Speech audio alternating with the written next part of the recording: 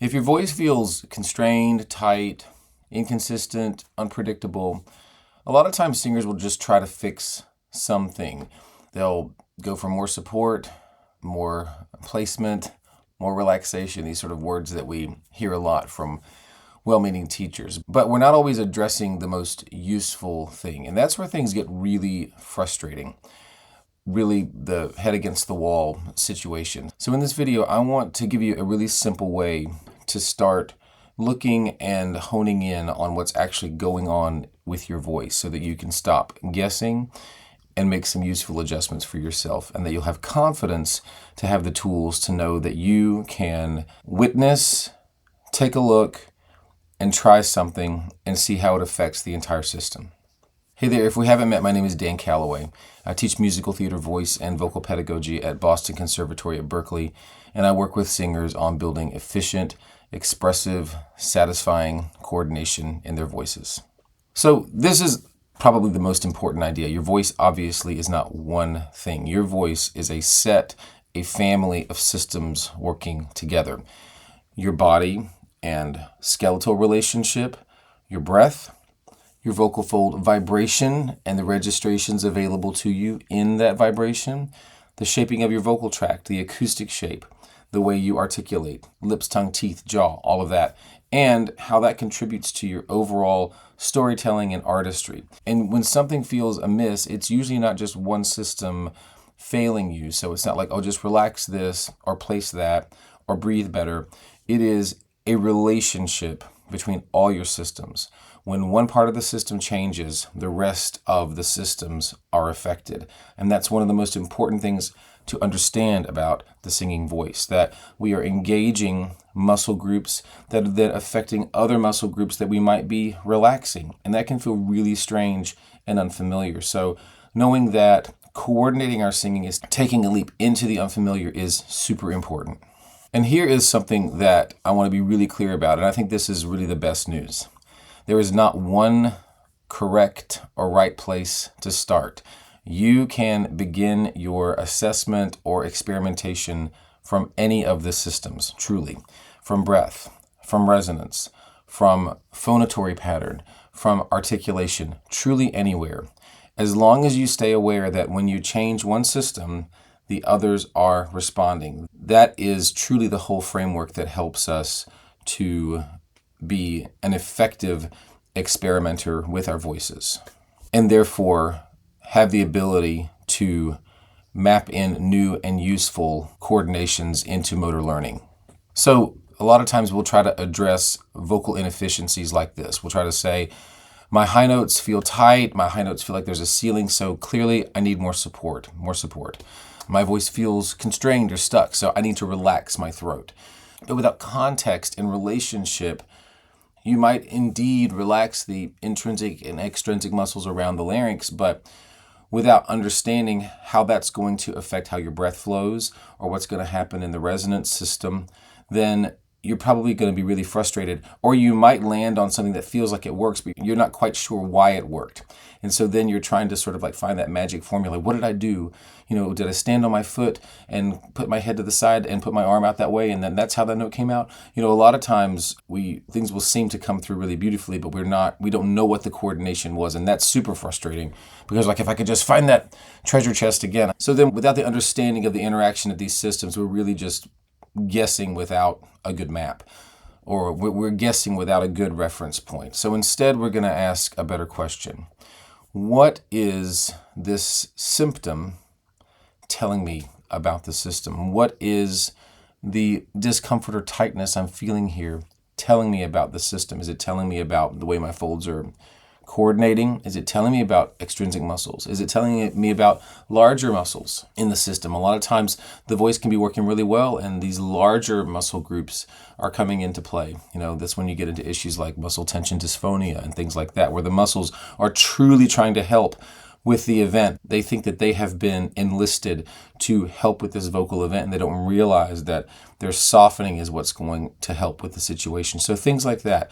What is this issue that I'm looking at? What is it telling me about the entire system? So let's walk through a few really common experiences and how we can maybe think about them, a helpful way to frame them.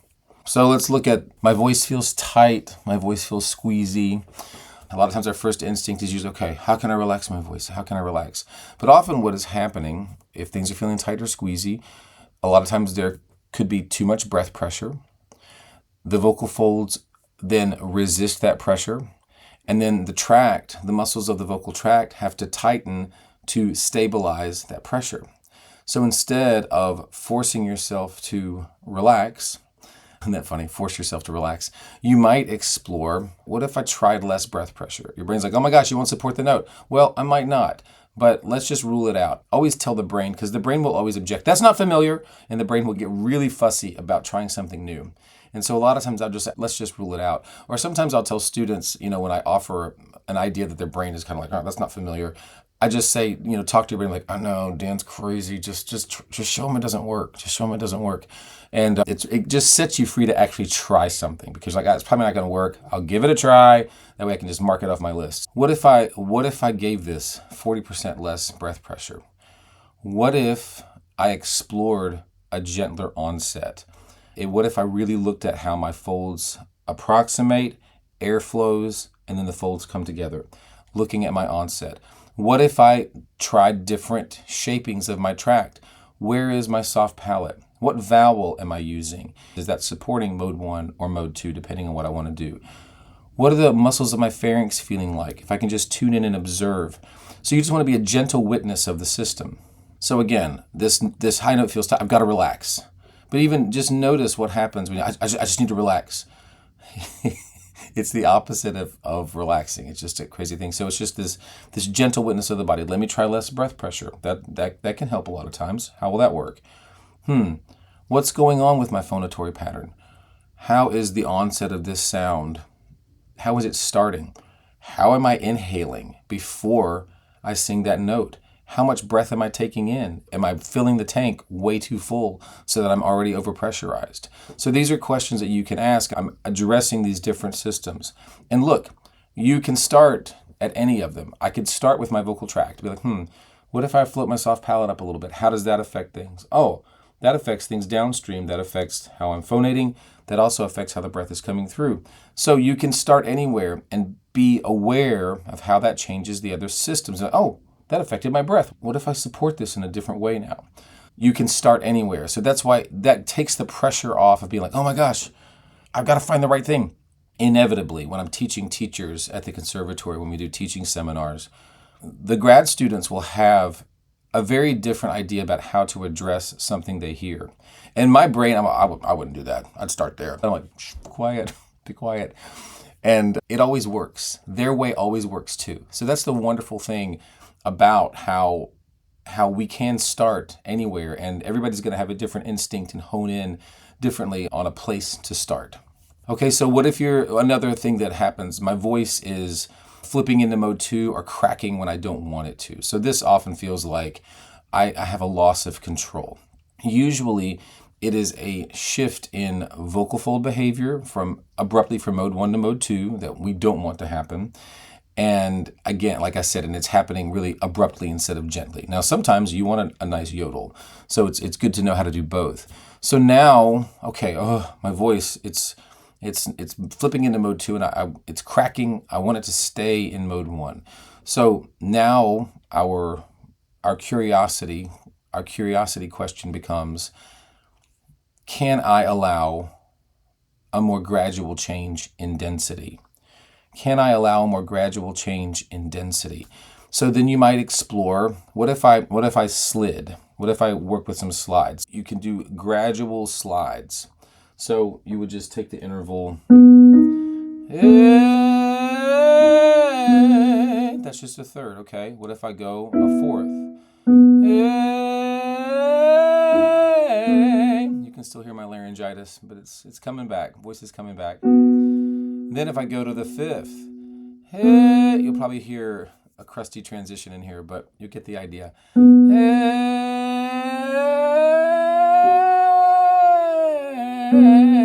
So disregard the audible air you're hearing. My folds are still swollen. But what happened there? Why is that flipping?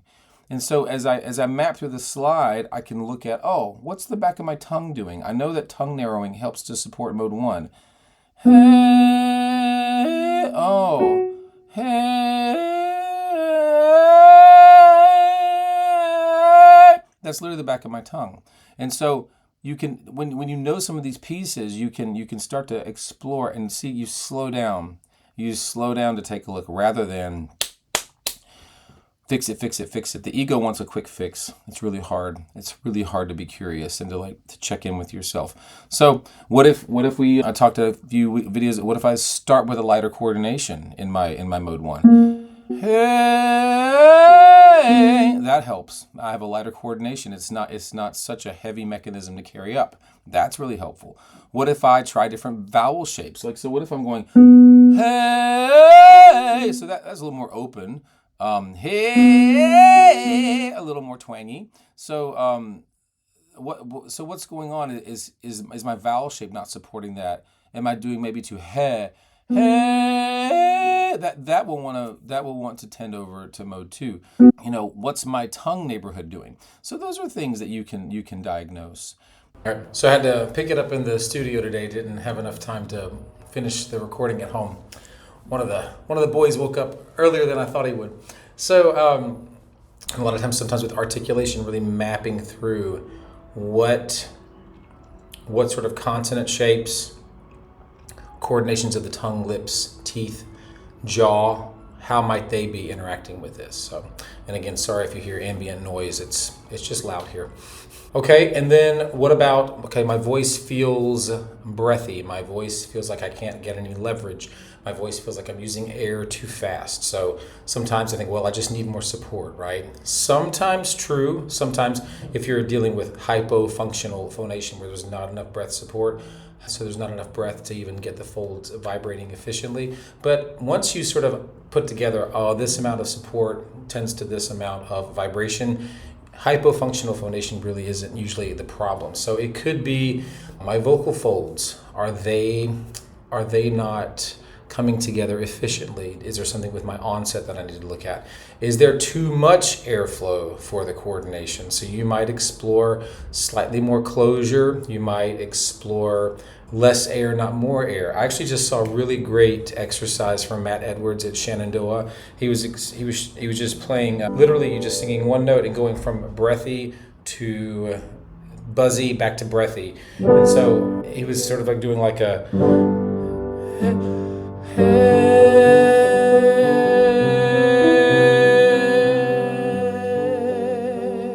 just an exercise like that is really helpful.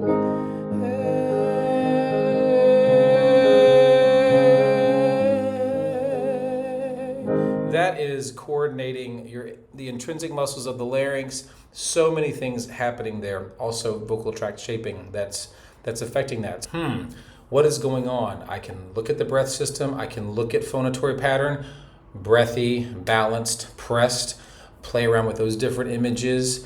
And what if I'm overblowing? What if the amount of air coming through, hey, it's like blowing the folds apart, So those are questions you can look at with something like, I don't like the phonatory pattern going on with my voice. Again, starting with different systems, seeing how they affect. Do I want to go to vocal tract shape? Do I want to go to phonation itself? Do I want to go to breath?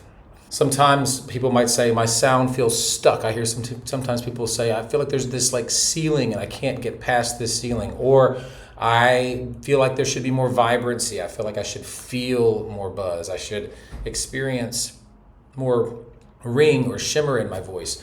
So this is often a vocal tract issue. So instead of pushing more energy, trying to get something into certain resonant pockets, we can look at vowel shaping. We can look at tongue position. We can look at pharyngeal space. We can look at acoustic narrowing. So, like say if it's well, that's the sound, okay? So vowel shaping. What if I go from more to if I go to more of a bright that changes things. That was my tongue. That was my tongue position. What if I use a flat tongue? A more pillowy tongue. What's going on with my pharyngeal space? If is my pharyngeal space squeezy? Ah, is it more open? Ah, is my soft palate lifted? Is it more neutral? Is it more medium? What if I use acoustic narrowing? Ah, that's the back of my tongue. So there are all these sorts of things where you can address shaping in the vocal tract. That is the space from your folds to the opening of your mouth. All these things you can look at. Again, you could also address breath. Am I providing ample support? Am I providing the kind of support that this sound asks for? Again, what kind of phonatory patterns going on? We can do those things. Acoustic shaping is almost always going to be, we can almost always start at the tract, but be aware of what the changes in the tract do. When I make a change in the tract, the acoustic neighborhood, the acoustic coordination changes, and therefore the flow of breath changes. I was just talking to a really accomplished classical singer here at the conservatory, and she's working on musical theater, and she's working on some material from the last 5 years. And her airspeed as a classical singer is quite fast, but then when she moves over to a more chest voice dominant, divergent shape coordination, it is so strange for her to coordinate that different breath coordination, because it's literally moving probably like 35 or 40% of the speed of her airflow when she's singing classically. So a lot of different things to coordinate, and every system again is affecting every other system. So the overall meta skill here, what we are doing is we are shifting from fixing a symptom. It's breathy, it feels stuck, it feels dull, I'm flat, I'm cracking, okay? I've got to fix this symptom, to observing the system, observing the entire system, skeleton, body, breath, phonation, resonance, articulation, artistry. What's going on with the systems of my voice? And being a curious witness. Very hard to be a curious witness when the ego wants an answer. The ego's like, tell me how to fix it. I want to fix it. Yeah. Being curious means I've got to create a space of safety for myself. I've got to say, it's all right, I am going to be curious about this. What's going on? What's going on with that? To slow down like that, the ego doesn't like it. So it's challenging. And I always tell students, I teach this because I still need to learn it. I teach everything that I need to learn. So it's a big thing for me. I'm revising a play right now. And as I'm going, I was like, what's the right answer? So I was like, I've got to dive into the unknown every time. I've got to dive into, it's like I'm stepping into a dark place. I have a lantern that lights up that space. Step into another dark place. I have a lantern that lights up that space. It's one step at a time. Same with singing. It's really universal across the artistic process. So a really simple practice loop that you can use and you can apply to all of these things is when something feels off, I'm going to ask, what am I noticing? What am I noticing? What feels inefficient? Where in my body may I feel a sense of contraction? Where in my body may I feel a sense of inefficiency? Yeah. Does it feel tight? Does it feel breathy? Does it feel stuck? Am I not certain about the intonation? Am I not certain about, how do I navigate through that transitional spot so that I can trust it? I can trust it to stay in one register or the other. Which system? So that's number one. What am I noticing? Number two, which system or systems might be involved in that? Which system or systems might be involved? And then if you just are curious, one of the systems will sort of rise up and present itself to you. Yeah. All right. Oh, how am I standing right now? Am I allowing movement in my body? Well, what's going on with how I'm shaping my tongue? My soft palate. That's tricky. How much articulation energy do I need? A little question might pop up, and you can just be curious. Then how does that affect how my folds are vibrating? How does that affect how my air is moving toward the folds? So that is the next step. Which system might be involved, or what's the first system that kind of calls out to me to pay attention? And then what happens if I change one variable? What happens if I change one variable? What happens if I take in less air? What happens if I provide a gentler support? What happens if I let my phonation be quite balanced? What happens if I flatten my tongue, if I pillow my tongue, if I let the back of my tongue narrow? What happens if I lower my jaw, etc.? Try one thing and then see what the result of that is, How does it affect other systems? Let yourself have patience and, again, curiosity. I wonder what that will do. I wonder how that affects the other thing. Curiosity in singing and all artistic expression. And it's really hard. It's like, I want to fix it. I want to fix it. How do I fix this? Give me the solution. Yeah, I mean, we want solutions. I get it. I mean, like, the ego plays a part. I want to know that I can do this in an efficient, sustainable way, and I want to know that I can map this into motor learning. Totally fine. The process of it is, okay, let me observe. Let me figure out what's going on. Let me be curious. If one of our boys is having a hard time, if I step back and be like, I wonder what's going on with him. I wonder why he's so upset. That's so much more helpful. That's so much more helpful than, what now? Could you imagine? But that's actually how we talk to the different parts of our body. My jaw. It's my neck tension. My neck is always tight. Oh no, everybody tells me my breath support's terrible. So your body hears all these things. Your muscle groups, they're truly trying to help. There's a task. Okay, well, that's often where these tensions come from. It's an effort for these muscles to try to help with a perceived task. And the brain has a certain opinion about how that's achieved. That's weird. Singing's weird. You're trying things that don't make any sense. Just today, a student was finally believing me about a vowel modification. And he admitted, he was like, man, I just thought I was going to look so funny if I sang an I vowel instead of an E vowel. Feel. I was trying to get him to sing the word feel on an F, which I can't demo today. But yeah, he admitted, he was like, my brain just was like, that's going to look weird. So he didn't let himself do it for like weeks. Finally, when he did, I'm like, that was quite nice. So our brain, it's just wanting to protect the familiar and make us look good. So the important reframe, trying to get something right immediately or fix something immediately, that causes stress. It takes you out of any ability to actually observe and see anything. So we're building awareness. We're building options. So many options we have. And we're building coordination over time. Curious awareness, kind, gentle, curious witness of the self. Options, choices. Look at all these systems I can do different things with. And then coordination over time. Your mind is in your entire body, your entire nervous system. That's what's mapping the motor learning, your entire nervous system. Remember that. And so when you're feeling frustrated, this is new, this is different.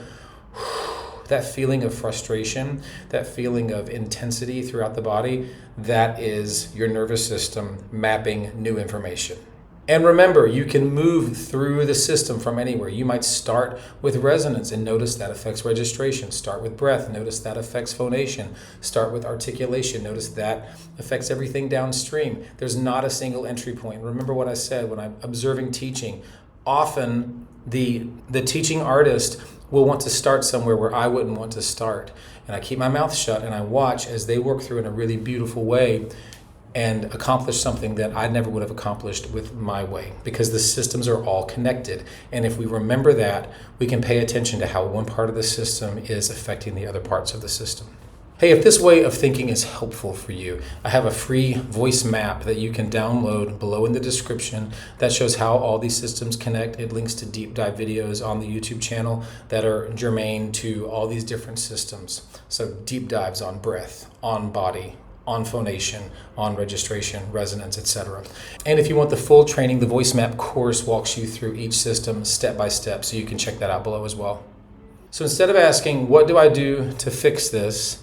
Start asking, what is my voice? What is my body telling me? What is my voice inside the framework of all of my body systems telling me? That shift alone can change so much. And it's really just a wonderful way to practice relating to yourself in all of life. And remember, most of all, that there is only one you. Somebody would love to hear the story only you can sing. Love much. Now go sing.